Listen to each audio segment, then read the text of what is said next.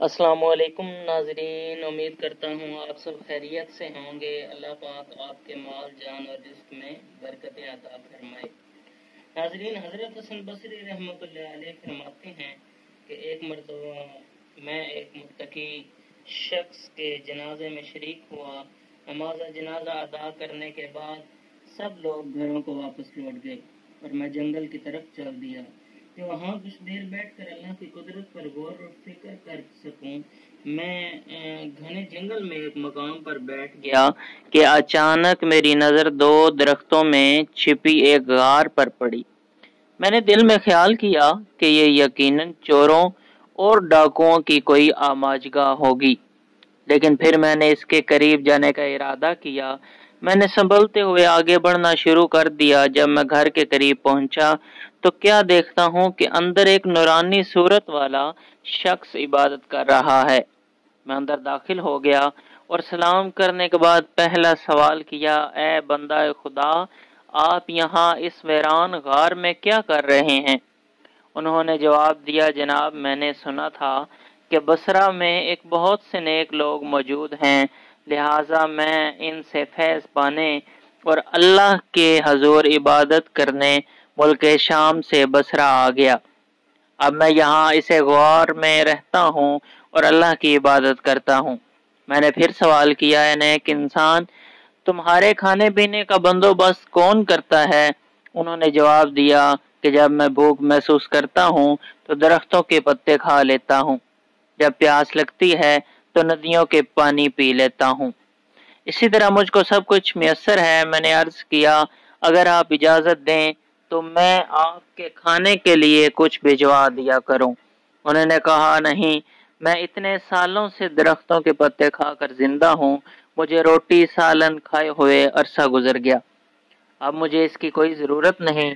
میں اصرار کرنے لگا کہ اگر آپ مجھے اجازت دیں تو میں آپ کی کچھ خدمت کر سکوں تاکہ ہمارے لیے بھی کچھ برکتیں لکھی جا سکیں۔ تب انہوں نے فرمایا، ٹھیک ہے، اگر آپ میرے لیے کھانا لانا چاہتے ہیں تو ٹھیک ہے، بس آٹے کی 2 روٹیاں، سالن نہیں، بس تھوڑا سا نمک لیتے آئے۔ میں نے یہ سن کر ان سے اجازت لی اور گھر آ گیا۔ گھر آ کر میں نے 2 روٹیاں بنوائیں اور ان پر نمک رکھ کر واپس جنگل کی طرف چل دیا۔ جب میں گھر کے قریب پہنچا تو کیا دیکھتا ہوں کہ غار کے منہ پر ایک بہت بڑا خونخوار شیر بیٹھا ہے۔ میں سمجھ گیا کہ اس درندے نے اس نیک بندے کو اپنا خوراک بنا لیا ہوگا۔ مجھے بہت دکھ ہوا، لیکن پھر بھی میں اپنی تسلی کی غرض سے اونچی جگہ پر چڑھا جہاں سے غار کا اندرونی حصہ دیکھا جا سکے۔ جب میں نے اندر دیکھا تو بے حد خوش ہوا کہ وہ نوجوان بالکل ٹھیک موجود تھا اور نماز ادا کر رہا تھا۔ میں نے آواز بلند کہا، ہے میرے بھائی، آپ عبادت میں اتنے مصروف ہیں، کہا آپ کو باہر کی دنیا کی کوئی خبر نہیں؟ انہوں نے سلام پھیرنے کے بعد مجھ سے سوال کیا، اے اللہ کے بندے، کس بات کے سبب آپ مجھ سے ایسا کہہ رہے ہیں؟ آخر ہوا کیا؟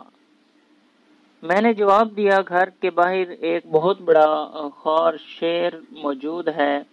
انہوں نے جواب دیا کہ بہتر ہوتا کہ آپ اس ذات سے خوف کھاتے جس نے شیر کو پیدا کیا ہے، نہ کہ شیر سے۔ پھر وہ شیر کی طرف متوجہ ہوئے اور فرمانے لگے، اے درندے، اگر تو یہاں میرے رب کے کسی حکم پر قادر ہے، اگر مجھے نقصان پہنچانے کا تمہیں حکم ملا ہے تو میں تجھے روک نہیں سکتا، لیکن اگر ایسا نہیں ہے تو یہاں سے چلا جا، تو میرے اور میرے بھائی کی ملاقات میں خلل ڈال رہا ہے۔ ابھی اس بندے کی بات مکمل نہیں ہوئی تھی کہ وہ شیر وہاں سے ایسا بھاگا جیسے اسے اپنا شکار نظر آ گیا۔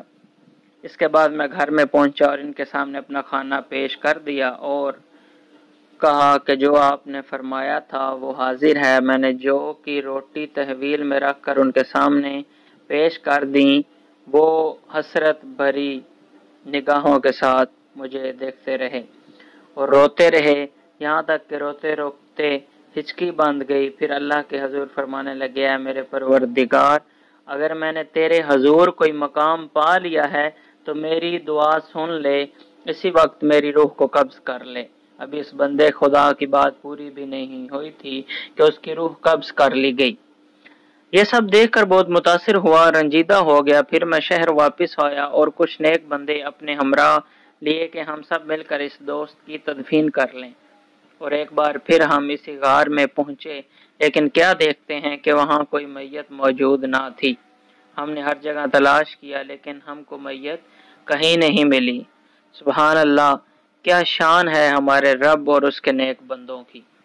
मोहतरम अजीज दोस्तों, आपने कई मरतबा सुना होगा और अल्लाह पाक बार बार फरमाता है, हदीस में बार बार बयान हुआ है कि ये दुनिया खेल तमाशा है, ये दुनिया एक धोखे का घर है, ये दुनिया धोखे के सिवा कुछ नहीं।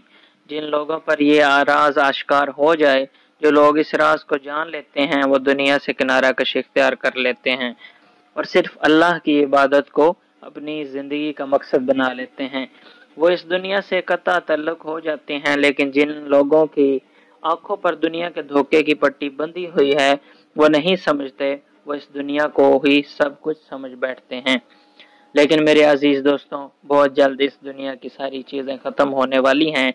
हमारी जिंदगियों की भी चंद साल बाकी हैं, हम खत्म हो जाएंगे। हम सब पहले लोग खत्म हो चुके हैं और हमारे बाद बहुत से लोग और खत्म होंगे। यह सिलसिला क़यामत तक जारी रहेगा और क़यामत में सब कुछ खत्म हो जाएगा। इसके बाद हमारी आबादी जिंदगी शुरू हो जाएगी। अब्दी जिंदगी के बाद जो हकीकी जिंदगी है, मेरे मोहतरम अजीज दोस्तों, इस दुनिया के धोखे में मत पड़िए। अब्दी जिंदगी के बारे में सोचिए, अल्लाह की इबादत को अपनी जिंदगी का मकसद बनाइए, क्योंकि अल्लाह पाक ने हमें दुनिया में इसी के लिए भेजा है कि हम इसकी इबादत करें। मैं उम्मीद करता हूँ कि ये बातें आपको पसंद आई होंगी। इसे अपने दोस्तों के साथ ज़रूर शेयर कीजिए और हमारे चैनल को ज़रूर सब्सक्राइब करें। इसको फैलाना, नेक बातों का आगे फैलाना जो है वो सदका जारिया है। अल्लाह रब्बुल इज़्ज़त हम सब की परेशानियां और तकलीफ़ें दूर फरमाए। जज़ाकुमुल्लाहु खैरा।